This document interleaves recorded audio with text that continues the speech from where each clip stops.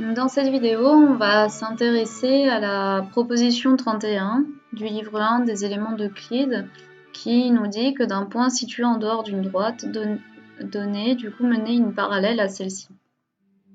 Donc voici la configuration de base.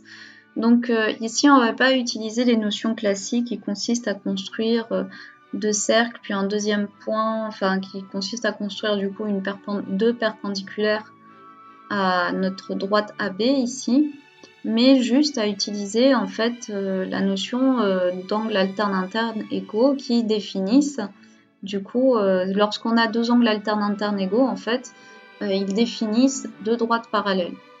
Donc on va se ramener à la configuration de ce type de propriété en fait, à commencer par placer un point D sur la droite AB et prolonger le segment CD en une droite.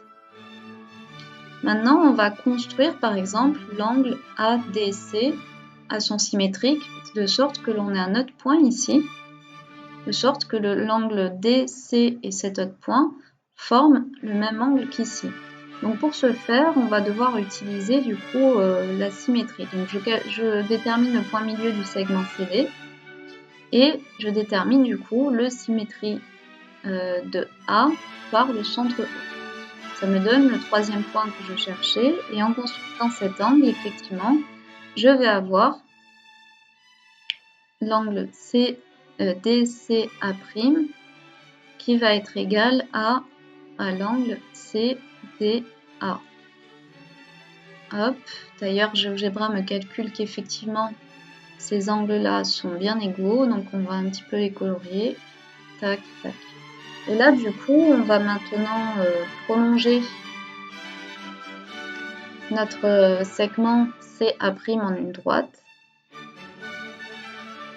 Et là, on applique la propriété du coup des angles alternes internes, ici qu'on a bien. Les angles roses sont des angles alternes internes aux deux droites CA' et AB.